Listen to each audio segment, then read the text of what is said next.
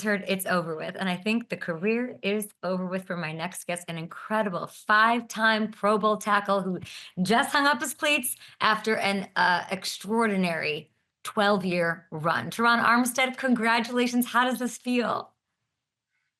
It's still setting in, okay? I'm still trying to get used to the new normal, but it's real. It's here. I'm excited about it. I'm excited about my future. Trying to figure out in what capacity I'll be around the game, but I'm sure I won't take my knowledge and experience and lock it away. I want to use it and share it with others. When did you know you were going to retire? I feel like you did it a little later. I thought I maybe survived and you Yeah. were going to go into year 13. Beginning of April is a little later than people usually hang it up. Yeah, I contemplated. This has been my life for the last 28 years. Every year for the last 28 years, I played football every fall. So it wasn't something I wanted to rush, and I wanted to be sure. That's why I can say 100% that I'm done. I won't be coming back and making any type of splash news, anything like that. I did my process fully. I talked to the people I needed to talk to. I prayed about it, and it was time. You've called yourself the most injured guy in the NFL history. I always get sad when I read that quote. You have four Yeah, different injury designations, 1 week, and still played. I'll never forget that. I would call you the toughest guy in I NFL history, appreciate not only you. for I playing appreciate through that. I mean, you did it at an elite level for over a decade. I mean, what are you most proud of? Yeah, that as I look back and reflect on my career, that is something that I am proud of, and I took a lot of flack from the fans, rightfully so, because they felt the uncertainty of is he playing, is he not. In the building, we never had that. We always had that open line of communication. I just dealt with some very serious injuries, and ultimately, this one with this year, week 3, Team Doc told me that he's like, man, this you need a knee replacement. Plain and simple. It's not another injection. It's not another surgery. You need a knee replacement. I don't know if you can go out and do this to his knee anymore. And I went home and I was, man, I wasn't, I didn't feel good after that. It was, I'm like, damn, I done did permanent damage to myself playing this game, chasing this dream and all those things. But I'm already in it. Like we're 3 weeks into the season. We got the Yeah. entire season ahead of us. I want to get a ring. I can't bail on the guys and just hang it up. You know what I mean? So I made the decision. I'm going to do it. I'm going to go out here and play to the best of my abilities. The days I can run and run fast, good luck to my Hmm. opponent. The days that I'm hobbling, I'll make sure I find a way to get the job done. So, but I never shared those things ever. Like I never told the media or the fans what I was dealing with because I didn't want any built-in excuses. Because it's not what we do it for. Like you go out there and play. That film doesn't come with a caption or description that Terron Armstead was dealing with a degenerative knee, or it doesn't say those things. You know, the film doesn't lie. So I love the game. I love to compete. I love to find new ways to win, to be innovative, use my technique. I wouldn't change nothing. It is such an interesting, and just you pointing it out, and I've obviously interviewed a lot of players retiring, about to retire in their process a year after. And I always say 12 years, 13 years, 8 years, whatever. And you saying 28 years is like, yeah, I need to change how I talk about it because it is since Yeah, you're 3, since you're 4 years old. And yeah. it's such a part of your life, and it can be part of your life going forward in a different way. And we'll get to that. You mentioned running, Tehran, and so like running fast, like you leave the game, but part of your lore, your legacy, if we could just relive a little and reflect, this this is never going to get touched, in my opinion. This 4.7140. Tell me about this. Yeah, You slide, remember? slide. Yeah, no, I always felt like I could have ran faster this day, Of four or course. five even. But I was dealing with a little bit of a hamstring at the end of my training. So the last week and a half we didn't run. So I needed this. I needed this Mhm. because I needed the attention. I needed the exposure to get more scouts to my film coming from Arkansas Pine Bluff. So this really I feel like wholeheartedly helped me get drafted where I did. I played in East West Shrine game, played in the Senior Bowl. But when they saw Mhm. my athleticism, my explosion, that's what got them to go see my film, and that's really all I asked.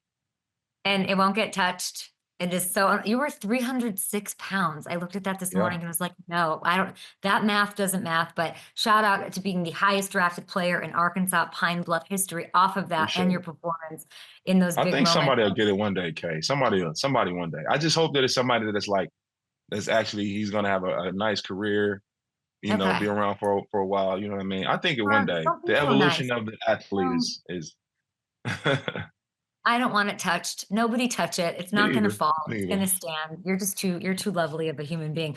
And maybe it will, but it won't be the same. It just won't be the same. We were doing a little film study of you at 5 a.m. this morning. Let's rewind to Christmas night 2020, the Alvin Okay. Kamara touchdown game. And we decided as a show that this is the greatest performance that I've ever seen by an offensive lineman. These blocks, Terron. Yeah, I was on one this day. It's Christmas, and I was handing out gifts. I was handing out presents. I was in the holiday spirit. And AK, he had those Christmas cleats on that's in the Hall of Fame that he got fined for. Just point that out. But yeah, I don't know. I don't know. I was playing like a man possessed. Really trying to just will my team. We had going through a little bit of a struggle around this point of the season, and I wanted to finish the season strong, going into the playoffs. So I was just trying to lead by example. I mean, you take a guy out of the screen. Like you take him out half the sideline of these plays. Then you're pancaking people. I mean, Kamara is having the time of his life. And what you did impacts their legacy, these iconic moments. You helped Drew Brees set a then NFL record for career passing yards. You helped Raheem Mostert set the Dolphins single season touchdown record. It's really incredible what you've been able to do. And then the injury part that you don't want to talk about is unbelievable as well. When I'm looking at you as a Saint, what is the one memory? What is the thing? Your favorite moment as a Saint. A Christmas game is one of those moments. We had so many, and in a city like that had been through so much, those Sundays mean so much. It's like it's a lot of people have their rituals and traditions and superstitions, and it's just the buy-in is insane. You feel the energy, you feel the love, and you understand the tragedies that the city has been through, and the way that they rebuild, and the way that they rebirth, and the way that they just continue to fight. And our team had the same situations: Minnesota Miracle, 2017, No Call, 2018. We had a push off, 2019. So, and every time we went back up and pretty much the number one seed or number two seed in the NFC. So it's just that those traits are built into you because of the city of New Orleans, and it's a part of me, part of who I am for the rest of my life. It's so true. Then you go to Miami, you make an impact there. Saw you there. Memorable stop, I'm sure.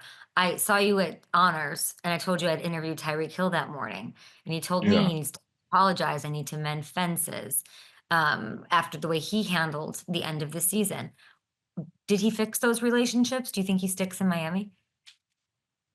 I believe so. I believe he sticks in Miami, and I'm sure he started that process and have put the work in to earn the trust and rebuild the trust of his teammates, the organization, and the city as well. Um, very very very bad situation at the end of the season. It was, and Tyreek knew that immediately. As I said before, we talked on the bus right after the game, and I was completely honest with him, like brutally honest with him. Can't happen from a leader, from someone that's a figure in this league. It can't happen. It shouldn't exist. We shouldn't even be having this conversation. But the work that he has to do in order to mend those fences, and he has to show and prove over and over that he's all the way bought in, and he's willing to do whatever is necessary to help the team win. You think, and he can? Do you think like those teammates to it, like they can be? You're saying you think he's done. Like we don't, because I saw you guys tweeting back and forth at each other about your retirement. Like, and he did tell me that you're the person he talks to at Calais too. But like Yeah, he goes to you with all of that stuff. I mean, do you think it's a good idea for the Dolphins for him to stay there? it's not for me to say. It's not for me to say. But that's between Tyreek Hill and the Miami Dolphins, Yeah. and an incredible player. He's an incredible talent and person too. I love the guy to death. That's my brother. But it's not for me to come up here and campaign for him. it's his work. Like it's his. He has to. That's a one man show that has to be done, and he knows that. He knows that at this point, he has to be the one to fix that. Nothing I can say like, yeah, Dolphins, let's keep him. We need to build around him. No, that's not my job. That's for I him love because he's the one that had to expectancy. action. I just wonder if it had like run its course, but it looks like they're still trying, and I give that lots of credit. I think that's amazing and needs to happen even if they do end up parting ways. But you're saying he might stay there. That's great. I was asking you the questions because I feel like I need you to be on TV. We've never talked about this, but Yeah, will you consider dabbling? Because I truly I think you should be on TV. I appreciate it. I appreciate it. No, that is something that I'm highly interested in. I would like to. I would like to. I want to be able to talk the game. I want to be able to explain and teach the what's happening in the trenches to where it's easily digestible. I think we, as a fan base, we know a lot about quarterback play. We know Yeah. receiver DB one-on-ones, but really just those one-on-one matchups on the outside and those trench battles on the inside, the techniques that's being used, assignments as well. You know, we like to blame guys for a sack that's given up, and if it's not my responsibility, it's not my responsibility to block this guy. You know, so just to be able to explain those things and educate people on what's going on. I would love to be a part of you guys' world. Okay, you've been doing it at a very high level for a long time, Hall of Fame. You know, so I would love Yeah, to come join. I just think you'll do it in a positive way and a not hot takey way. You'll do it in a level way, and I appreciate we just Boom. love you. Congratulations. That's my goal. Okay, seriously, I know. not the high takes.